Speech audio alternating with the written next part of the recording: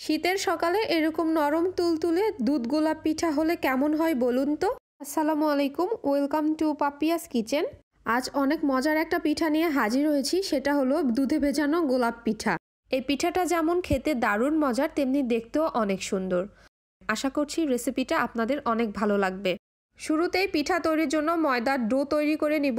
এজন্য একটা পাত্রে নিয়ে নিয়েছি 1 কাপ পানি, দিয়ে দিচ্ছি সামান্য লবণ। পানিটা ফুটে আসলে তারপর দিয়ে দিচ্ছি 1 কাপ ময়দা, সঙ্গে দিয়ে দিচ্ছি 4 টেবিল চা চামচ শুকনা চালের গুঁড়া।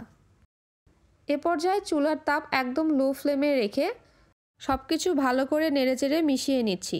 কিছুক্ষণ পর চুলাটা অফ করে আমি এটা চুলা থেকে নামিয়ে নিচ্ছি। আপনাদের দেখিয়ে দিচ্ছি ডোটা কতটা পরিমাণ সফট হবে, দেখে নিশ্চয় বুঝতে পারছেন। আর এই পিঠাটা ময়দা দিয়েই তৈরি করা হবে, অবশ্যই আপনারা ময়দাটাই ব্যবহার করবেন। তারপর এই ডোটা আমি একটা প্লেটে ঢেলে নিলাম। তাপমাত্রা সহনীয় পর্যায়ে আসলে এবার হাতের সাহায্যে খুব ভালো করে মেখে নিচ্ছি। ভালো করে মেখে নেওয়া হয়ে গেলে এবার এই ডোটা দিয়ে বড় সাইজের একটা রুটি বানিয়ে নিচ্ছি। এবার ছোট সাইজের একটা স্টিলের গ্লাস দিয়ে আমি এভাবে করে কেটে নিচ্ছি। আপনারা যে কোনো গোল কিছু দিয়ে এভাবে করে কেটে নিতে পারেন। রুটিটা যত বড় করবেন সেখান থেকে তত বেশি স্লাইস বের হবে আর পিঠাও ঝটপট বানানো হয়ে যাবে। আমার এই একটা রুটি থেকে প্রায় 10টা স্লাইস বের হয়েছে। আমি এই ছোট ছোট স্লাইসগুলোর পুরুত্ব ঠিক এইরকম রেখেছি। এবার একটু লক্ষ্য করুন। এবার 3টি স্লাইস একসঙ্গে একটু বসিয়ে নিচ্ছি আর আঙুল দিয়ে এভাবে মাঝখানে একটু গর্ত করে দিচ্ছি। তারপর মাঝখানে ছোট্ট একটা কলি বসিয়ে দিয়েছি আর স্লাইসের কিনারা বরাবর 3 সাইড থেকে একটু কেটে নিয়েছি। লক্ষ্য করলেই বুঝতে পারবেন। এবার উপরে স্লাইসের একটা অংশ এভাবে তুলে মুড়িয়ে দিতে হবে। একইভাবে স্লাইসগুলো তুলবো আর দুই পাশে চাপ দিয়ে দিয়ে বসিয়ে দিব। দেখতেই পাচ্ছেন প্রথম স্লাইস মুড়িয়ে দেওয়া শেষ। এরপর দ্বিতীয় যে স্লাইসটা রয়েছে সেটার পাপড়িগুলো আমি মুড়িয়ে দিচ্ছি। গোলাপ পিঠা বানানোর সময় এই পাপড়িগুলো একটু চাপ দিয়ে দিয়ে বসিয়ে দিবেন, তাহলে ভাজার সময় আর খুলে আসবে না।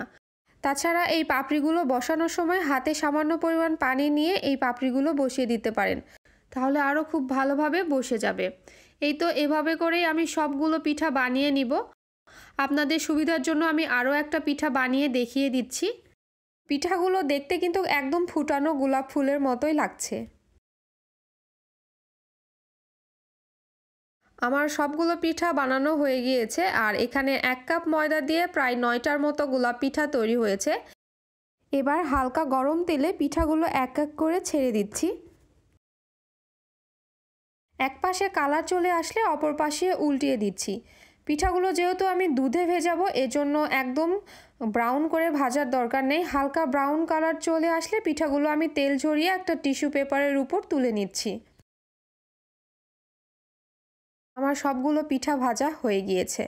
অপর পাশে আমি 1 লিটার দুধ জাল করে হাফ লিটার করে নিয়েছি। তারপর কুসুম গরম দুধের মধ্যে এক এক করে পিঠাগুলো দিয়ে দিচ্ছি। এবার পিঠাগুলো দুধের মধ্যে একটু ডুবিয়ে দিচ্ছি যাতে খুব ভালোভাবে শিরাটা সোপ করে নিতে পারে। এরপর আমি আগে থেকে জাল করে রাখা খেজুর গুড় এর উপর দিয়ে দিচ্ছি। এখানে আমি 1/3 কাপ পরিমাণ খেজুর গুড় ব্যবহার করেছি। আপনারা মিষ্টির পরিমাণ যে যার ইচ্ছা মতো এখানে ব্যবহার করতে পারেন। তারপর পিঠাগুলোর সঙ্গে খুব ভালো করে একটু মিক্স করে নিচ্ছি। আপনারা চাইলে এই পিঠাটা চিনি দিয়েও তৈরি করতে পারেন, কিন্তু খেজুর গুড় দিয়ে তৈরি করলে পিঠা দারুণ মজার লাগে। এ পর্যায়ে দিয়ে দিচ্ছি 1/4 কাপ ফ্রেশ কোরানো নারিকেল। তারপর আবারও একটু আলতো হাতে মিক্স করে নিয়ে ঢাকনা দিয়ে ঢেকে রাখছি 2 ঘন্টার জন্য। 2 ঘন্টা পর দেখুন পিঠাগুলো রস টেনে একদম ডাবল হয়ে গিয়েছে আর একটা পিঠাও ভেঙেও যায়নি, ফেটেও যায়নি। পিঠাগুলো আমি সামান্য পরিমাণ পেস্তা বাদাম কুচি দিয়ে সাজিয়ে নিয়েছি। সাধারণত এই পিঠাগুলো বানিয়ে সারা রাত দুধে ভিজিয়ে রাখা হয়। আমি যেহেতু ভিডিও করছি এজন্য 2 ঘন্টা পরে আমি সার্ভ করে নিয়েছি। এর থেকে বেশি সময় ধরে রাখা আমার পক্ষে পসিবল হয়নি। পিঠাটা খেতে দারুণ মজার হয়েছিল। আপনারা চাইলে বাসায় ট্রাই করতে পারেন। রেসিপিটি আপনাদের কাছে কেমন লাগলো অবশ্যই আমাকে জানাবেন। রেসিপি ভালো লাগলে চ্যানেলটি সাবস্ক্রাইব করবেন আর যারা ফেসবুক পেজ থেকে দেখছেন অবশ্যই ফলো দিয়ে রাখবেন। আজকের মতো এখানেই বিদায় নিচ্ছি। আল্লাহ হাফেজ।